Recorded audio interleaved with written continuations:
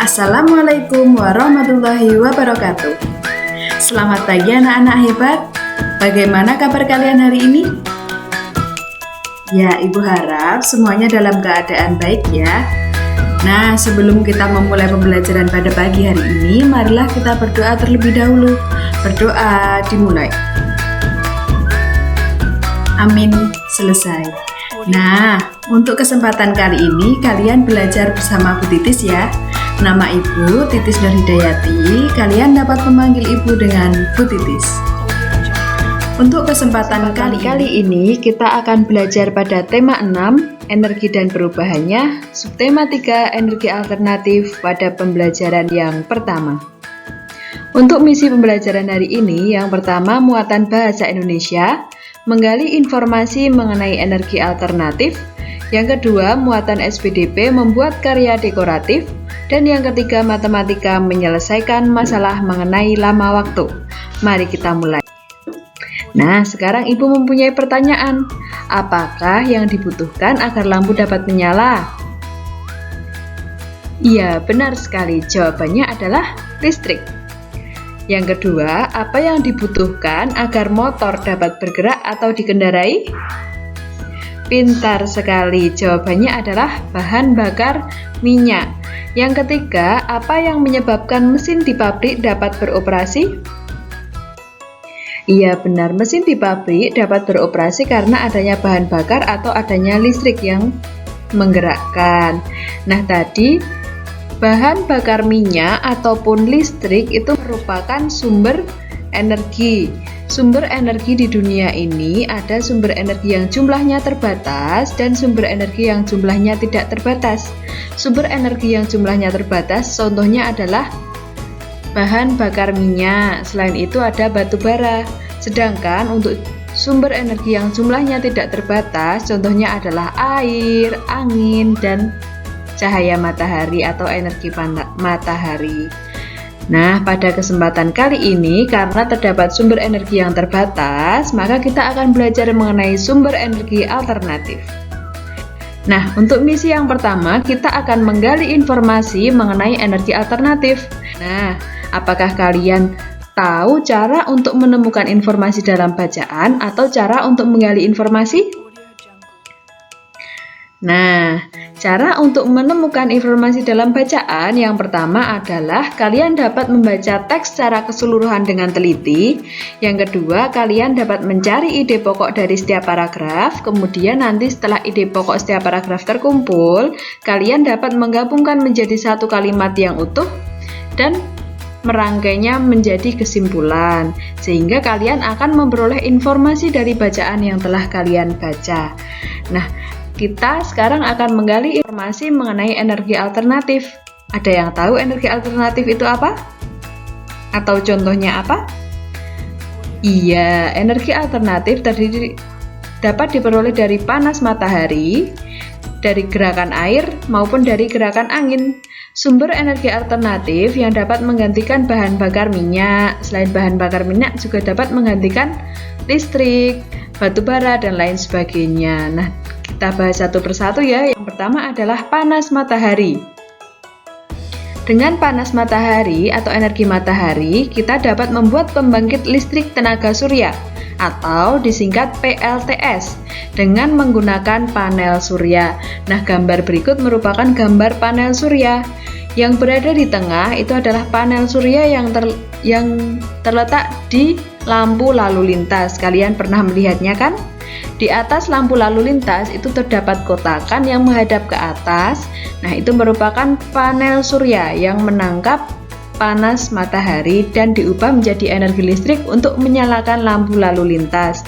Kemudian yang paling kanan itu adalah panel surya yang digunakan di rumah.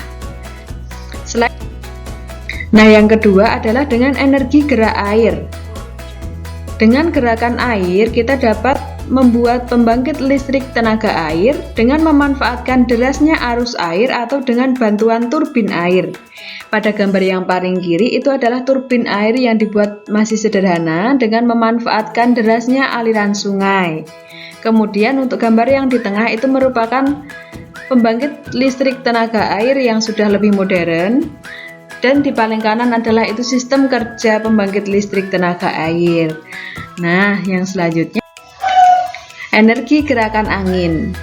Dengan angin, kita dapat membuat pembangkit listrik tenaga angin atau disebut Bayu yang disingkat dengan PLTB. Ingat ya, untuk pembangkit listrik tenaga angin itu disebutnya PLTB karena pembangkit listrik tenaga Bayu dengan memanfaatkan kekencangan angin. Nah, untuk mendirikan pembangkit listrik tenaga angin itu menggunakan kincir angin. Nah, untuk cara kerjanya berada di gambar yang sebelah kanan ya. Nah, setelah kalian memahami tentang energi alternatif, sekarang kita menyelesaikan misi yang pertama. Kalian dapat membuka LKPD halaman yang kedua dan ketiga. Yang pertama, kalian dapat membaca bacaan mengenai energi alternatif. Kemudian, kalian menggali informasi dengan membuat peta pikiran. Lengkapilah peta pikiran yang Ibu berikan ya. Jangan lupa dibaca petunjuknya terlebih dahulu. Nah, sekarang kita memasuki misi yang Angin merupakan salah satu energi alternatif. Pernahkah kalian bermain yang memanfaatkan angin? Iya, pernah kalian bermain layang-layang? Layang-layang merupakan salah satu permainan yang memanfaatkan angin. Nah, sekarang kita akan menghias layang-layang dengan karya dekoratif pada layang-layang. Ini contohnya. Contoh dari karya dekoratif pada layang-layang. Nah, kalian apakah sudah mengerti karya dekoratif itu apa? Ya, benar sekali. Karya dekoratif adalah hasil dari seni dekoratif, yaitu menghias suatu benda, bangunan, atau objek lainnya.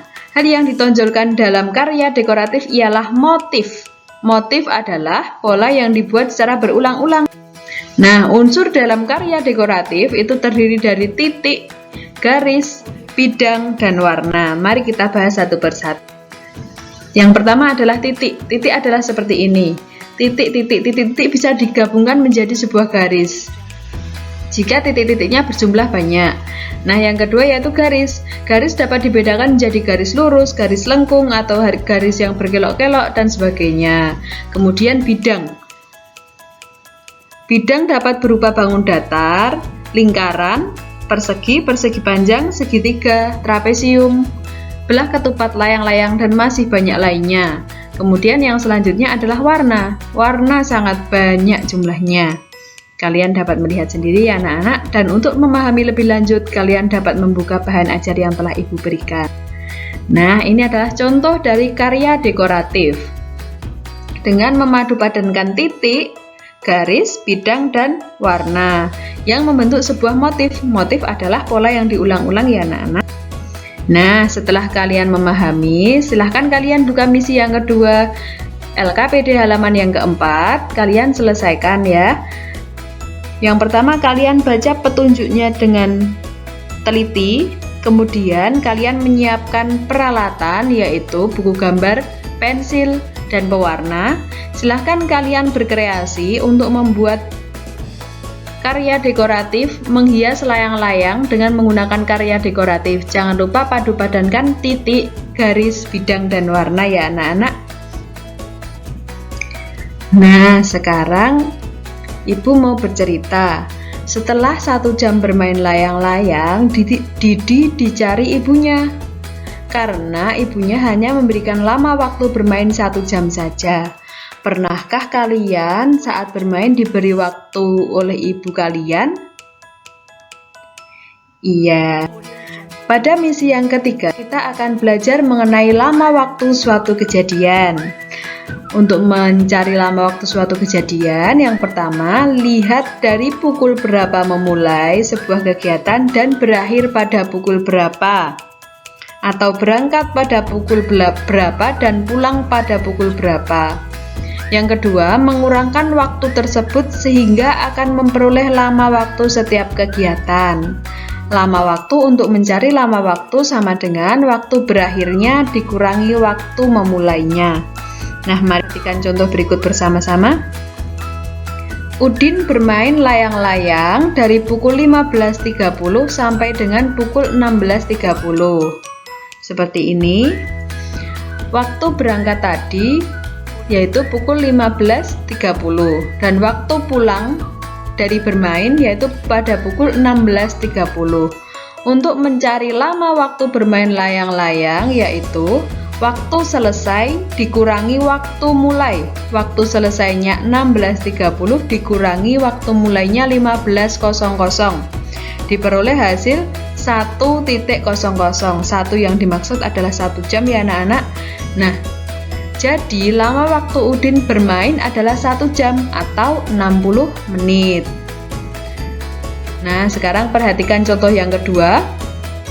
Dino berangkat dari rumah ke sekolah pukul 6.30 WIB dan sampai di sekolah pada jam 06.45 WIB.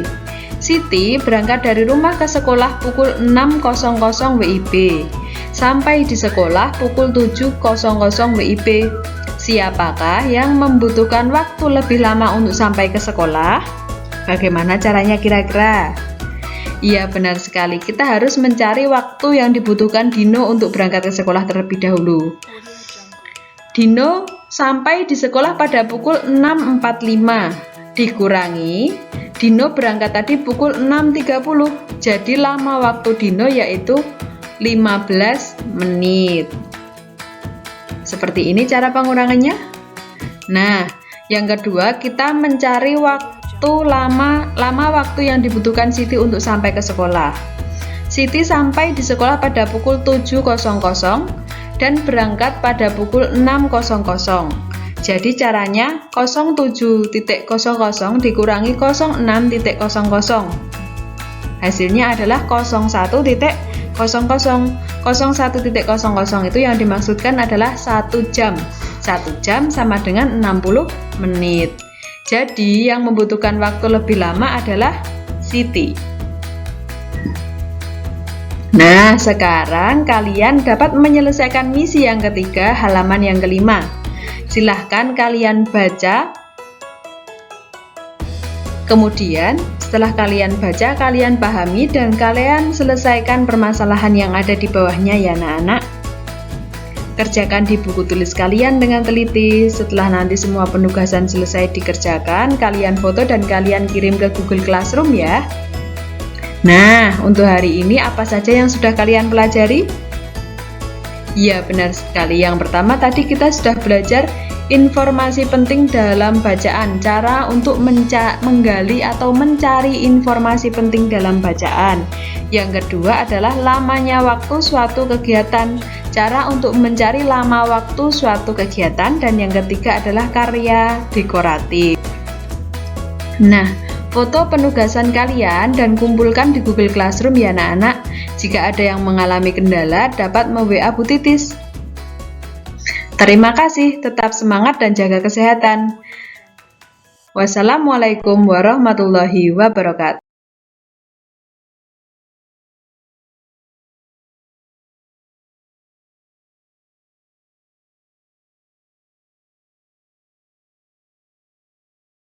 Kali ini